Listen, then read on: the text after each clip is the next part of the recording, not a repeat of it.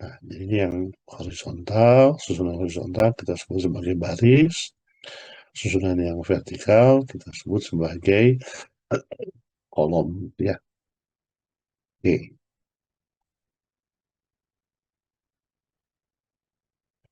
Nah, jadi sekarang kalau kita lihat baris ketiga ini, ya, elemennya adalah -1 dan 7.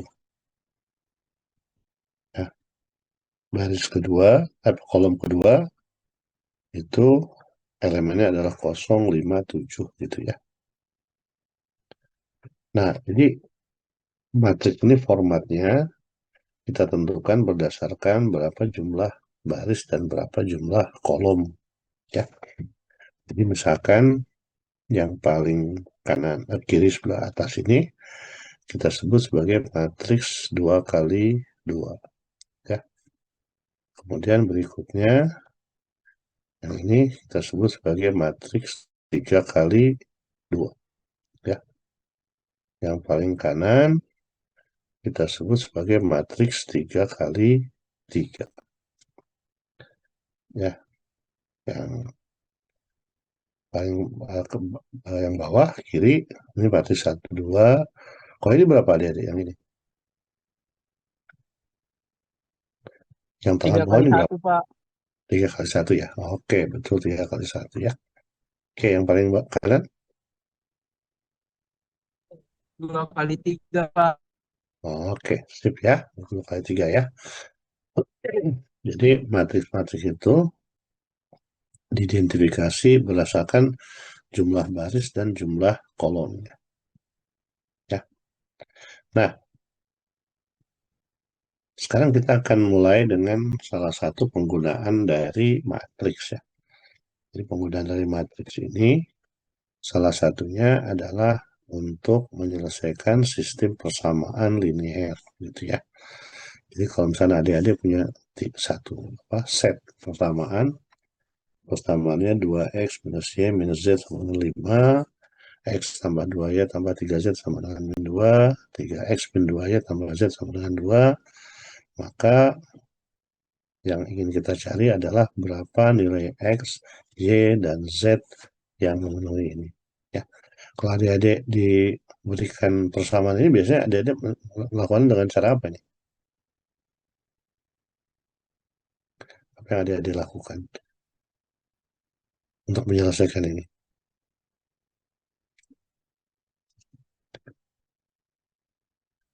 Oke, yang paling umum adalah biasanya kita melakukan apa yang kita sebut sebagai eliminasi, ya. Setuju? Ya, jadi kita melakukan eliminasi, ya. Nah, proses eliminasi baris ini sebetulnya bisa dibuat dengan lebih sederhana kalau kita menggunakan matriks, gitu ya. Jadi sekarang saya buat matriksnya seperti ini, ya. Jadi yang blok sebelah kiri ini kita sebut sebagai untuk koefisien, sementara blok kanan ini kita sebut untuk konstanta, ya. Oke.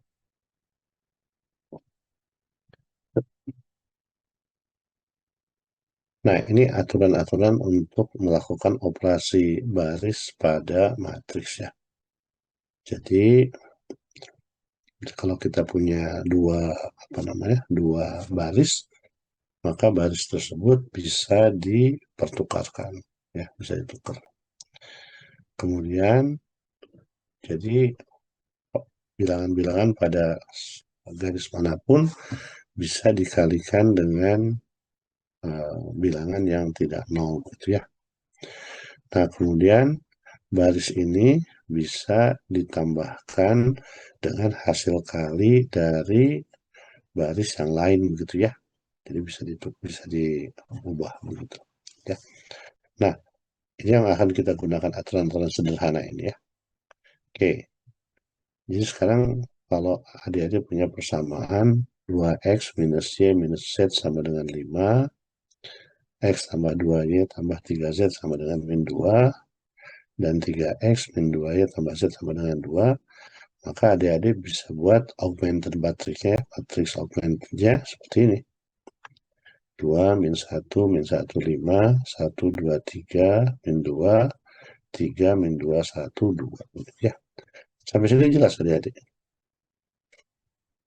Jelas, Jelas, Pak. Pak. Jelas ya? Jelas, Pak. Oke. Jelas, Pak.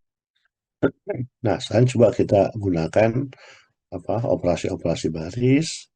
Nah, ini aturannya cuma 3 ini aja ya.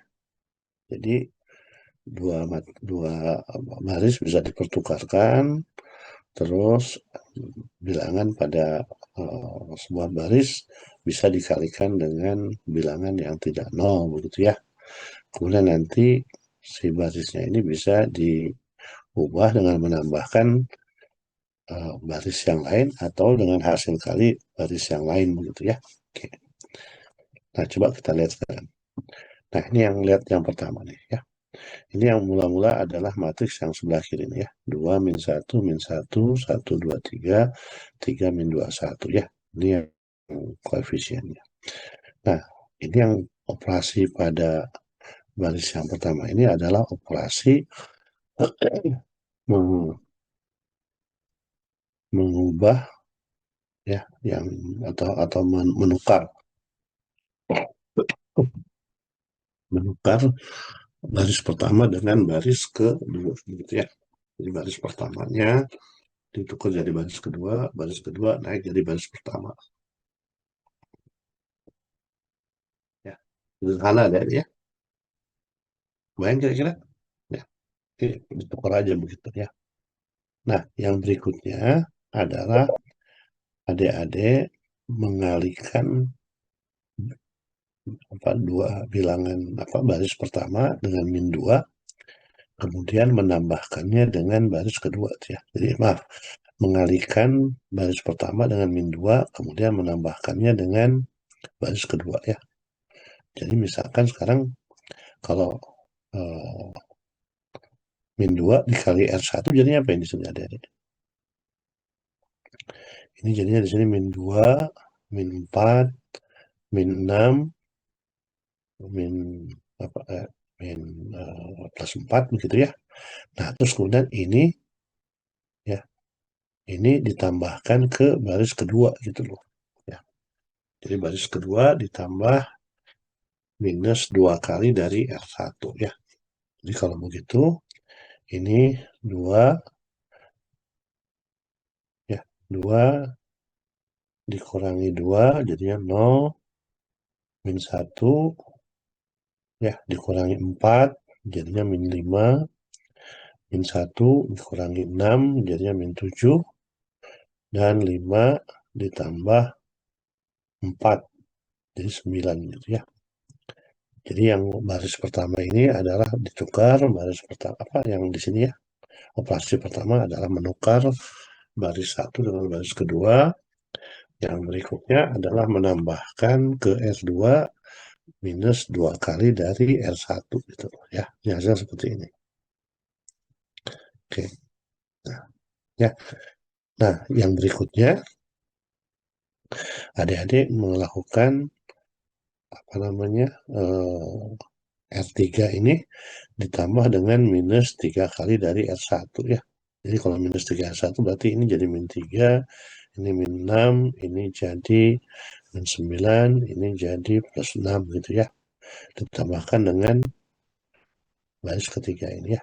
Jadi nanti 3 dikurangi 3, 0, min 2 dikurangi 6, min 8, 1 dikurangi 9, berarti min 8, 2 ditambah dengan 6 ya. Jadi seperti ini. Ya. Sampai sini bisa diikuti adik-adik? Bisa, Pak. Bisa ya? Bisa, Pak. Oke. Oke ya. Nah, berikutnya sekarang kita tukar baris kedua dengan baris ketiga ya. Baris kedua saya tukar dengan baris ketiga. Oke. Jadi boleh kan kita menukar baris kan? Nah, sekarang operasi yang ini adik-adik mengalihkan baris kedua dengan sebuah bilangan yang bukan 0 ya. Jadi adik-adik kalikan baris kedua ini dengan minus 1/8 ya, sehingga yang tadinya 0 min 8 min 8 8 menjadi 0 1 1 min 1 gitu ya. Nah, kemudian dari situ nanti adik-adik udah punya yang ini, adik-adik tambahkan R3 dengan 5R2 ya. 5R2 berarti ini jadi 5, ini jadi 5, ini jadi minus 5 gitu ya. Terus nanti yang R3 ini dikurangkan dengan tadi ya. Jadi minus 5 tambah 5 minus 7 ya.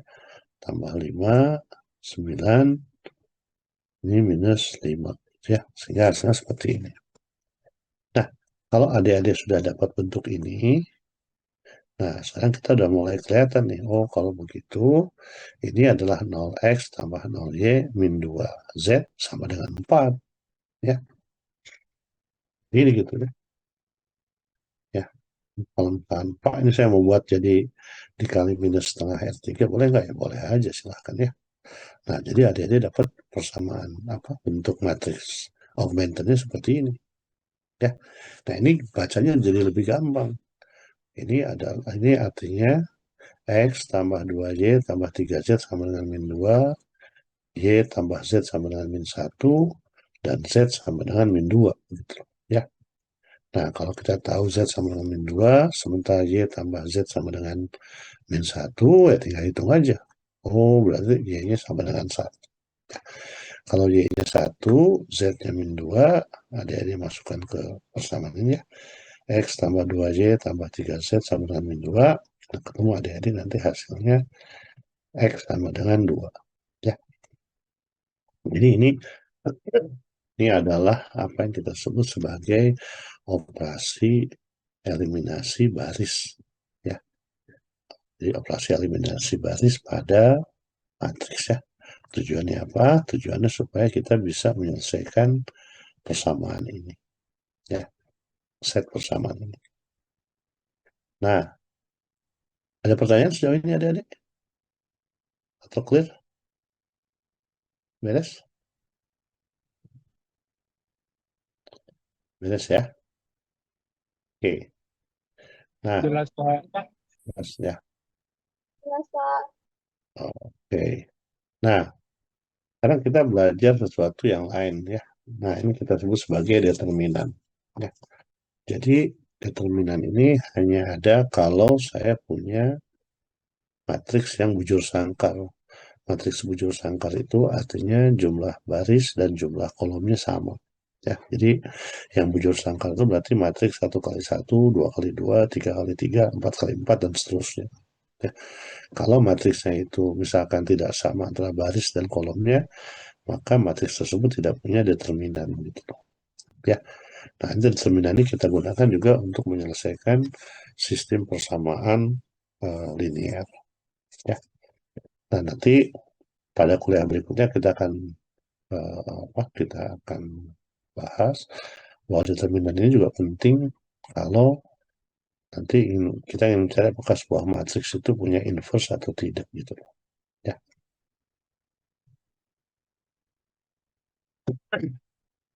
Nah, jadi kalau misalkan saya punya matriks 1 kali 1 ya, misalkan elemennya hanya A saja, maka determinan A itu ya sama dengan determinan A besar ya A juga itu ya. Nah, tapi kalau saya punya matriks 2 kali 2, maka determinannya adalah A dikali D dikurangi B kali C ya. Nah, ini kalau matriksnya 2 kali 2. Nah, kalau sekarang matriksnya ini 3 kali 3, nah ini hitungannya jadi rada menarik begitu ya. Jadi nanti ada konsep-konsep lain yang harus kita pelajari ya. Jadi kalau 1 kali 1 gampang, 2 kali 2 ya gampang lah ya. Nah, 3 kali 3 mulai agak jelimet sedikit ya. Jadi kita akan mendefinisikan apa yang kita sebut sebagai minor MIJ ya. MIJ ini minor MJ adalah determinan dari matriks kalau kita menghilangkan baris ke I dan kolom ke J dari matriks A ini gitu ya. Jadi kalau sekarang saya punya matriks, kalau saya punya minor M12, berarti baris ke satunya saya coret, kolom kedua saya coret. Ya. Jadi saya sekarang hanya punya determinan ini aja gitu.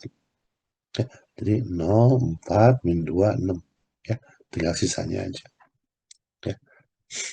Nah, jadi ini M12 ini, ya sekali lagi, ini adalah determinan kalau matriks ke I-nya saya hapus, dan kolom ke J-nya saya hapus. Saya tinggal sini tadi ya. Jadi M12 ya gampang kalau gitu ya.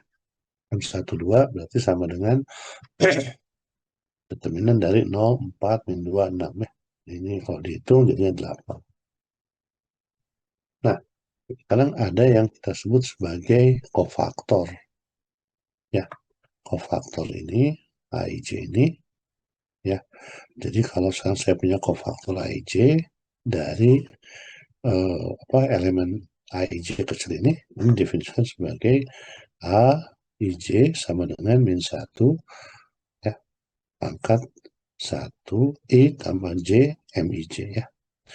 Itu yang kita sebut sebagai kofaktor ya. Jadi sekarang adik-adik belajar tiga hal yang baru. Ada yang namanya determinan, ada yang namanya minor, ada yang namanya kofaktor ya. Jadi kofaktor dari A12 ini sama dengan min 1 pangkat 1 tambah 2 M12 sama dengan minus 8 ya.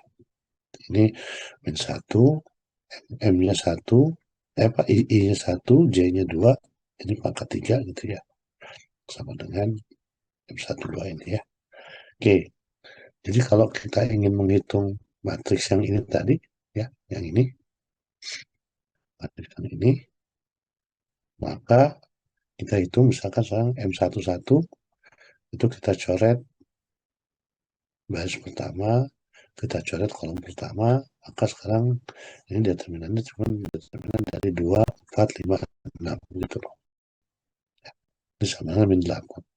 Nah, kofaktornya itu min 1, ya, 1 tambah 1, M11, min 1, pangkat 2, jadi kan 1 ya. 1 kali M11, jadi min 8. Ya. Nah, kemudian kita hitung ya minor M13. M13 kita hapus baris pertama, kita hapus kolom ketiga gitu ya. Kita tinggal 0, 2, min 2, 5 gitu ya. Nah, nanti dapatnya 4. Kofaktornya adalah 4 ya. Karena ini min 1 pangkat 1 tambah 3 begitu ya. Oke. Nah, jadi sekarang melakukan seperti itu, maka determinan dari A ini ya, yang 3 kali ini bisa diperoleh dengan mengalihkan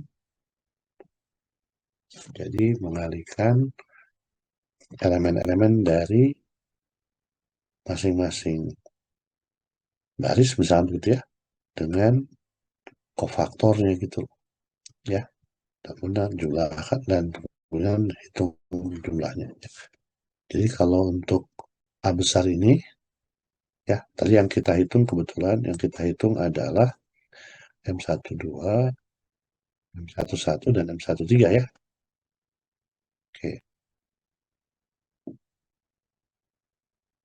Jadi kalau begitu sekarang determinan dari A adalah A11 ya, A11 yang kecil ini 2 dengan kofaktornya A11 3 ya, A12 ini dengan A12 besar ya, dan A13 ini ya, min 1 ini dengan A13 ini ya. Jadi determinannya ini adalah 2 dikali minus 8 ditambah 3 kali minus 8 dikurangi 1 dikali 4 ya, jadi 44. Nah, kalau adik-adik mau, adik-adik bisa menggunakan baris yang lain ya, baris yang lain untuk menentukan determinan ini ya. Ini kebetulan tadi contohnya adalah minornya M11, M12, M13. Kalau adik-adikmu, adik-adik bisa menghitung dengan M21 ya, minor M21, M22, dan M23. Ya, atau yang ini juga boleh. Ya. Oke, jadi ini cara untuk menentukan determinan gitu ya. Oke, sampai sini adik-adik clear, jelas? Jelas Pak, jelas. Jelas ya. Oke. Baik. Nah, nanti pada kuliah berikutnya kita akan cerita mengenai apa yang kita sebut sebagai determinan inverse ya. Jadi sebuah matriks bujur sangkal itu dikatakan bisa punya inverse hanya jika determinannya tidak sama dengan 0 ya. Kalau determinannya tidak sama dengan 0, maka matriks tersebut kita katakan mempunyai inverse begitu ya. Nah, ini apa namanya aturan-aturan mengenai determinan ya. Jadi kalau misalkan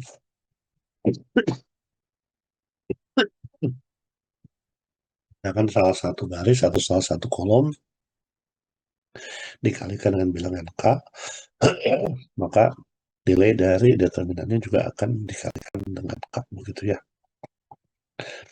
Kemudian nilai dari determinan ini akan 0 kalau pertama kalau semua elemen pada sebuah baris atau sebuah kolom itu semuanya 0, atau dua baris atau dua kolom itu persis sama begitu ya, atau dua baris atau dua kolom itu proporsional begitu ya.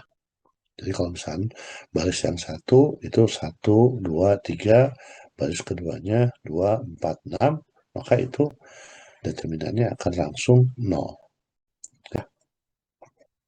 Nah, kalau dua baris atau dua kolom dalam determinan itu ditukar, maka nilai dari determinannya juga akan berubah tandanya ya, dari plus menjadi minus atau dari minus menjadi plus begitu loh ya. Nah, nilai dari determinan tidak akan berubah jika baris dirubah menjadi kolom dan kolom berubah menjadi baris ya. Oke, jadi ini juga tidak akan berubah jika kita tambahkan elemen-elemen dari sebuah baris dengan K dikali dengan bilangan dari baris yang lain begitu ya. Oke, juga sama dengan kolom. Oke, ya. Nah, ini kita memanfaatkan determinan ini untuk menggunakan apa yang kita sebut sebagai aturan Cramer ya. Jadi aturan Cramer ini mengatakan bahwa solusi persamaan linear bisa dinyatakan dengan determinan sebetulnya ya. Jadi kalau tadi adik-adik menyelesaikan sistem persamaan linear dengan eliminasi baris, sekarang kita bisa menggunakan determinan. Nah, coba sekarang kita lihat ada sebuah sistem persamaan linear misalkan seperti ini. X tambah B sama dengan R, Cx tambah Dy sama dengan S begitu ya. Maka nilai X ini bisa ditentukan dengan menghitung determinan Dx dengan determinan D ini ya. Di mana D ini adalah determinan dari si koefisien ini ya. Jadi A, B, C, D ya. Nah, sementara yang Dx ini adalah mirip dengan yang di bawah, tapi sekarang yang bagian AC-nya diganti sama koefisiennya RS gitu loh ya. Nah, ini nanti solusi untuk X gitu loh ya. Jadi X dinyatakan dengan R, B, S, D, A, B, C, D ya, determinan dihitung. Nah, sementara kalau kita hitung Y-nya itu sekarang yang diganti dengan R dan S adalah yang B dan D-nya ini gitu ya. Jadi nanti kita punya A, R, C, S, bawahnya sama, A, B, C, D, gitu. Ya. Jadi ini adalah cara untuk menentukan X dan Y dengan melalui determinan. Ya. Cara melalui determinan ini kita sebut sebagai aturan Cramer. Ya. Contoh bilang, saya punya bilangan sederhana. 2X tambah 6Y sama dengan min 1, X tambah 8Y sama dengan 2. Ya. Jadi sekarang kita buat X-nya, itu determinan D-nya di bawah adalah 2, 6, 1, 8. Ya. 2, 6, 1, 8. Ini juga sama ya, 2, 6, 1, 8. Ya. Tapi DX-nya sekarang, nah 2, 1-nya kita ganti dengan min 1, 2. Min 1, 2, ya. Di sini sama ya. Jadi 6, 8-nya kita ganti menjadi min 1, 2. Ya. Jadi sekarang kita bisa hitung determinan dari X adalah min 1 kali 8 dikurangi 6 kali 2 gitu ya. Dibagi 2 kali 8 dikali 6 kali 1 gitu ya. Nah, ini dapat min 2. Ya. Nah, ini dapat dengan cara yang tadi ya. Oke, ini kalau aturannya 2 kali sistem bersama linearnya ada 2 ya. Nah, sekarang kalau kayak 3 gimana? 3. Ini sama masih yang tadi ya, jadi ya. Masih yang tadi kita selesaikan dengan eliminasi baris ya. 2X minus Y minus Z sama dengan 5, X tambah 2Y tambah 3Z sama dengan 2, 3X min 2Y tambah Z sama dengan 2. Nah, ini pada prinsip sama. Jadi X ditentukan dengan determinan DX dibagi determinan D, Y determinan DY dibagi determinan D, Z sama dengan determinan DZ dibagi determinan D. Ya. Kalau sistemnya seperti ini, nanti yang determinan D-nya adalah 2 min 1, min 1, 1, 2, 3, 3, min 2, 1. Ya. Nah, yang determinan DX-nya ini yang 2, 1, 3 diganti dengan 5 min 2, 2 gitu loh ya. Yang ini sama nih. Ya. Yang Y, untuk yang Y yang diganti adalah yang kolom kedua ini gitu. Kolom kedua diganti dengan koefisien 5 min 2, 2. Yang untuk yang Z, DZ, determinan DZ itu yang diganti adalah kolom ketiga ini ya. 5 min 2, 2. Ya. Jadi pada dasarnya kita bisa menyelesaikan sistem persamaan linear ini dengan cara menghitung determinan. Itu yang kita sebut sebagai aturan Cramer gitu ya. Ya, jadi kalau adik-adik mau, silahkan dihitung tadi ya. Tadi adik-adik kan sudah mulai belajar ngitung apa namanya minor dan kofaktor gitu ya. Nanti adik-adik coba lakukan. Nanti hasilnya determinan D-nya 16, determinan DX-nya 32, determinan D-nya 16, determinan DZ-nya minus 32. Ya, coba nanti kita lakukan. Dan adik-adik tentukan sendiri ya. Nah, jadi kalau kayak begini, maka solusinya tadi jadi mudah ya. X adalah determinan DX dibagi determinan D. Ya, 32 dibagi 16, ya 2. Y-nya determinan DY dibagi determinan D, 16 dibagi 16, 1. Ya. Yang Z-nya determinan DZ dibagi determinan D sama dengan minus 32 dibagi 16 sama dengan min 2. Ya. Oke.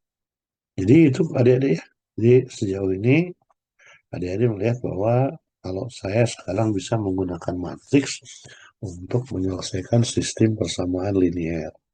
Ya, sistem persamaan linear. Tadi kita lihat caranya pertama adalah mengenai eliminasi baris, kedua dengan cara aturan Cramer ya. Pada kuliah berikutnya kita akan cerita mengenai apa yang kita sebut sebagai apa namanya dengan inverse ya, dengan inversi itu ya. Jadi seperti itu ya. Nah, jadi sekarang mungkin ada punya lagi ya pentingnya apa Pak kayak gini ya. Nah, sekarang coba dia dibanding membayangkan, kemarin kan kita cerita ya, geofisis itu kan mengerjakan hal-hal yang aneh ya, hal yang sulit ya, setuju ya. Nah, sekarang coba adik-adik bayangkan, yang adik-adik lihat itu, ini kan gampang nih, ya, tiga persamaan dengan tiga variabel ya, betul? Coba bayangkan sekarang kalau adik-adik punya data, punya informasi, 70 persamaan dengan 70 variabel gitu. Kalau dikerjakan secara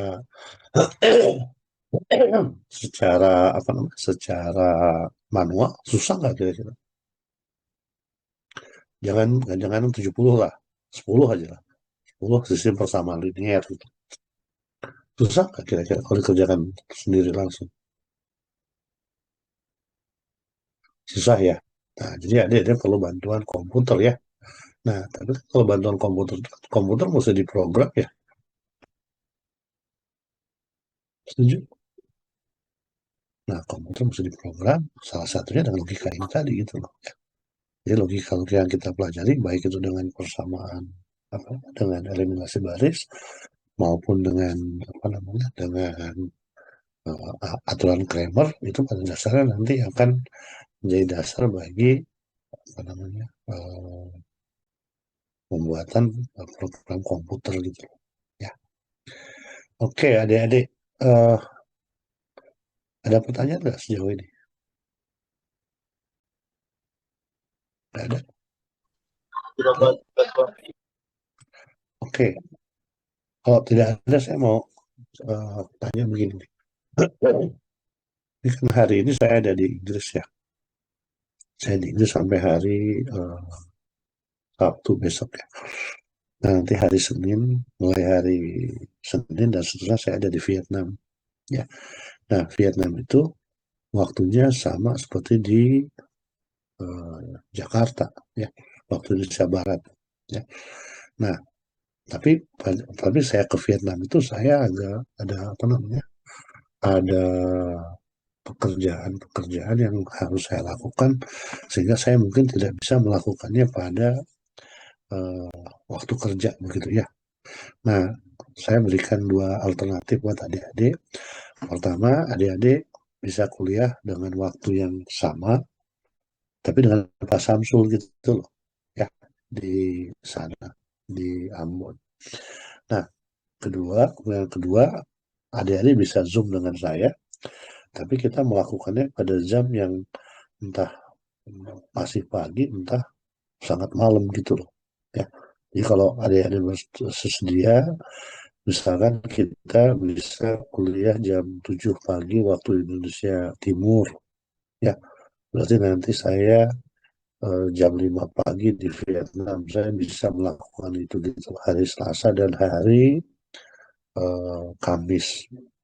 Ya, tapi kalau misalnya ini Pak nanti jam 7 itu hari, mungkin kita nggak bisa melakukannya gitu loh.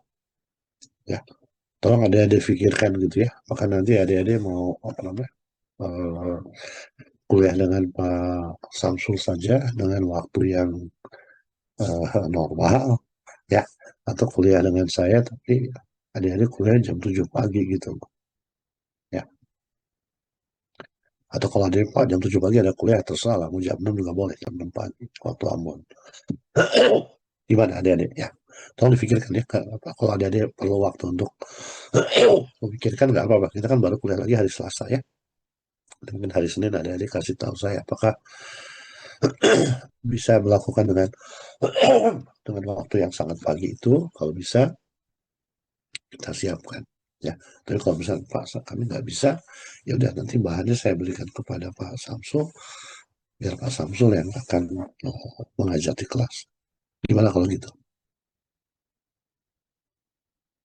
Oke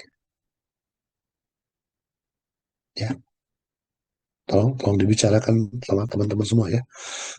Jadi saya bisa kuliah jam 7 pagi waktu Indonesia Timur hari Selasa dan hari Sabtu, hari Selasa dan hari Kamis ya, kalau mau kuliah online dengan saya. Tapi kalau misalkan Pak kami nggak bisa, ya udah adik-adik itu kuliah dengan Pak Safrul dalam jadwal yang biasa. Oke, Kira-kira clear? Ya.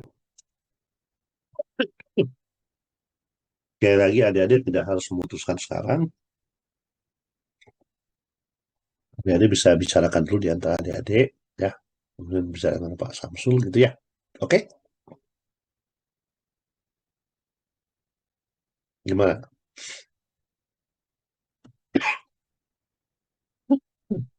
Gitu ya kira-kira ya. Oke, kalau gitu saya tunggu kabarnya paling lambat hari Senin ya mengenai kuliah kita hari Selasa dan hari Kamis ya. Oke, adik-adik semuanya baik-baik ya. Salam sehat Baik, dari Pak. Terima kasih, ya. Pak. Yuk, Ya, Mantap, Pak. Pak. Terima Terima kasih kasih. banyak, Baik, Pak. Terima kasih, Pak. Terima terima kasih. kasih. Terima kasih banyak, Pak. Ya, Pak. Terima kasih, Pak.